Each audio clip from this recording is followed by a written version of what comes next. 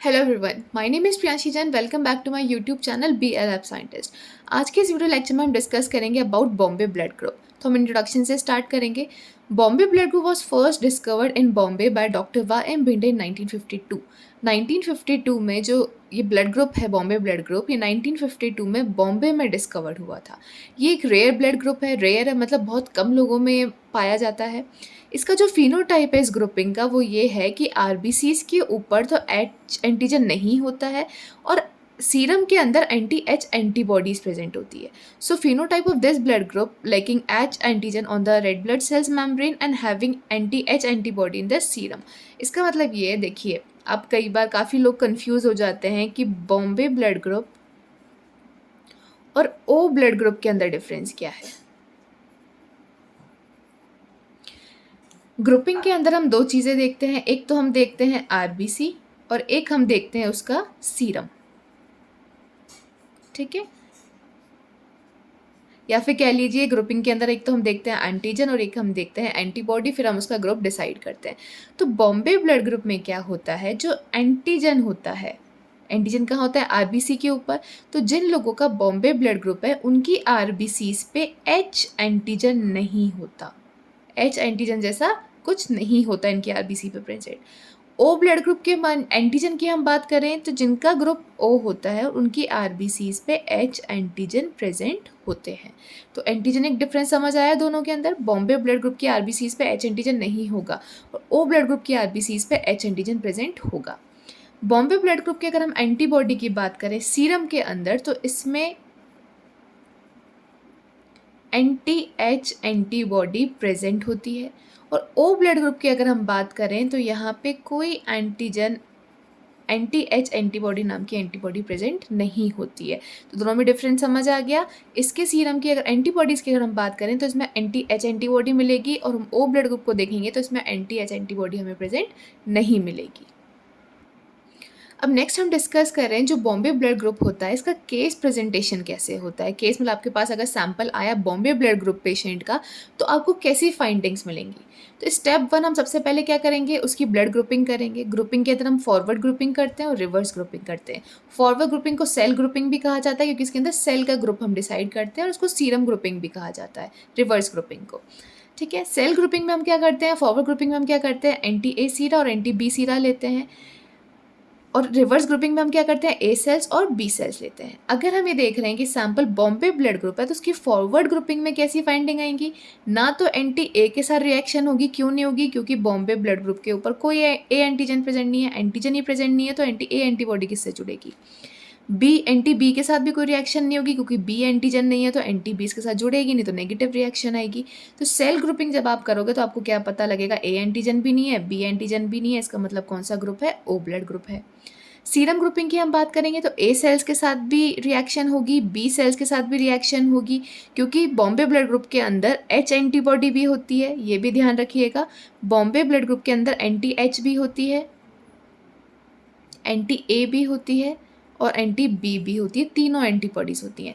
तो anti A antibody है तो ए सेल्स के साथ रिएक्शन होगी, एंटी बी एंटीबॉडी है तो बी सेल्स के साथ रिएक्शन होगी।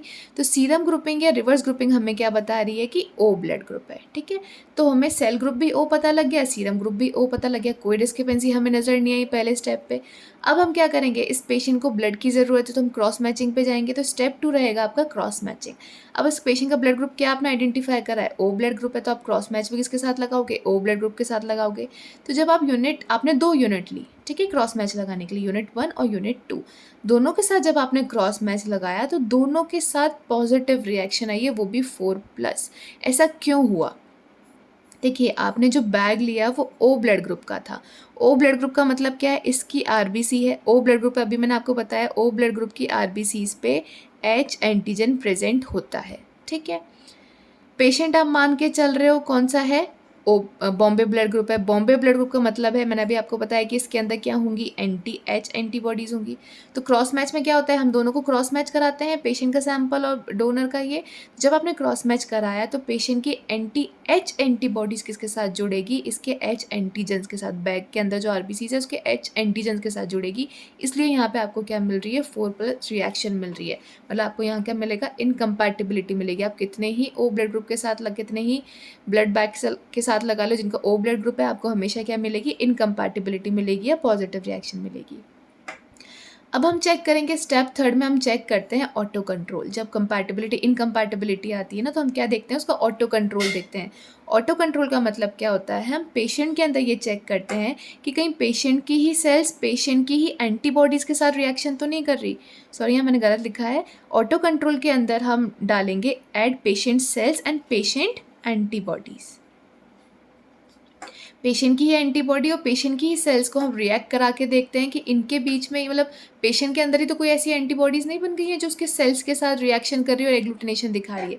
तो हम ऑटो कंट्रोल करेंगे। ऑटो कंट्रोल क्या आया, आपका नेगेटिव आया। ऐसे केस में ऑटो कंट्रोल क्या आएगा, नेगेटिव आएगा। फिर हम दूसरा क्या करते हैं, स्क्रीनिंग करते हैं विथ ओ सेल्स के साथ। मतलब काफ़ी तरीके की हम ओ सेल्स लेते हैं, उसके साथ हम स्क्रीनिंग करते हैं। तो आपने 1 2 3 पैनल्स लिए ओ सेल्स के साथ, आपने स्क्रीनिंग टेस्ट लगाया। स्क्रीनिंग जब आपने करी तो इसमें भी आपको तीनों में रिएक्शंस मिलेगी। इसमें भी क्यों मिल रही है, क्योंकि आपने इसमें क्या लिए हैं, ओ सेल्स लिए हैं। ओ सेल्स की आरबीसीज पे क्या होता है, एच एंटीजन होता है। इसमें एंटी एच एंटीबॉडी है पेशेंट के सीरम में, तो इसके साथ रिएक्ट करेगी, यहाँ पे आपको प्लस रिएक्शंस देंगी। तो नेगेटिव ऑटो कंट्रोल हमें क्या बता रहा है, कोई ऑटो एंटीबॉडीज पेशेंट के अंदर नहीं है। पॉजिटिव स्क्रीनिंग हमें क्या बता रही है, presence of antibodies other than A और बी एंटीबॉडीज, कि हाँ इसके अंदर एंटीबॉडीज तो हैं क्योंकि रिएक्शन हो रही है ओ के साथ, लेकिन वो ए और बी एंटीबॉडीज के अलावा एंटीबॉडीज है। कैसे पता लगा, क्योंकि ओ के ऊपर ए और बी एंटीजेंस तो नहीं होते हैं, लेकिन फिर भी रिएक्शन आ रही है, इसका मतलब ए और बी एंटीबॉडी तो नहीं है, लेकिन कोई दूसरी एंटीबॉडी ज़रूर प्रेजेंट है। तो उसके लिए अब हम डाउट, देखिए जब भी आपका ओ ग्रुप का केस फंसता है ना, तो हमें ये सब करने के बाद हमें टेस्ट लगाना चाहिए स्टेप 4 पे एंटी एच एंटी सीरा के साथ। जो एंटी एच होता है ना हमारे पास, एंटी एच लेक्टिन, उसके साथ हमें इसका टेस्ट लगाना चाहिए। तो हम क्या करेंगे, एंटी एच एंटी सीरा लेंगे और पेशेंट की सेल्स लेंगे। So add patient cells and anti H anti sera containing anti H antibody. इस एंटी एच एंटी सीरा में क्या होती हैं, एंटी एच एंटीबॉडी प्रेजेंट होती है। अब हमें पता है कि अगर ये पेशेंट बॉम्बे ब्लड ग्रुप है तो उसकी आरबीसीज के ऊपर एच एंटीजन नहीं है, ठीक है, एच एंटीजन प्रेजेंट नहीं है। तो जैसे ही आप यहाँ पे एंटी एच एंटीबॉडी डालोगे तो यहाँ पे आपको कोई रिएक्शन, नो रिएक्शन, कोई रिएक्शन नहीं होगी, कोई एग्लूटिनेशन नहीं होगा, क्योंकि एच एंटीजन है ही नहीं। तो आपको यहाँ क्या मिलेगा, नेगेटिव और एब्सेंस ऑफ एग्लूटिनेशन रिएक्शन। देखिए लास्ट में हमने कंक्लूजन क्या निकाला, जब हमने फॉरवर्ड और रिवर्स ग्रुपिंग करा, दोनों ने हमें क्या शो करा, पेशेंट का ब्लड ग्रुप है ओ। लेकिन जब हमने इसकी क्रॉस मैचिंग कराई ओ ब्लड ग्रुप के साथ, तो आपको स्ट्रॉन्ग इनकम्पैटिबिलिटी रिएक्शन मिली। ओ ब्लड ग्रुप के साथ कराने, जब हमने क्रॉस मैच कराया ओ ब्लड ग्रुप के साथ, तो आपको एक स्ट्रॉन्ग इनकम्पैटिबल रिएक्शन मिली, ठीक है। फिर नेक्स्ट हमने देखा, जब हमने एंटी एच सीरा के साथ रिएक्शन कराई तो नेगेटिव रिएक्शन आई। इसका मतलब ये हमें सजेस्ट कर रहा है, suggesting the absence of H substance on patient RBCs. इसका मतलब हमें ये बता रहा है कि पेशेंट की आरबीसीज पे एच एंटीजन नहीं है। और एच एंटीजन किस में नहीं होता है, बॉम्बे ब्लड ग्रुप में नहीं होता है। तो as H substance is absent in Bombay blood group, therefore the patient might be Bombay blood group. इसका मतलब जो ये पेशेंट है वो बॉम्बे ब्लड ग्रुप हो सकता है।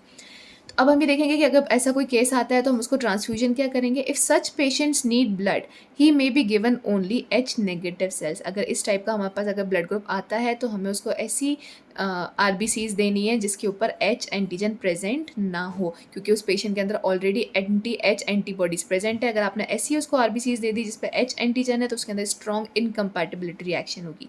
As patient having a lot of anti H antibodies, के अंदर काफ़ी, उसकी बॉडी में काफ़ी सारी एंटी एच एंटीबॉडीज़ हैं which get agglutinate with H positive cells and may cause haemolytic reactions. और वो एच एंटीजन के साथ जुड़ जाएंगी और क्या करेंगी, स्ट्रॉन्ग हिमोलाइटिक रिएक्शंस शो करेंगी।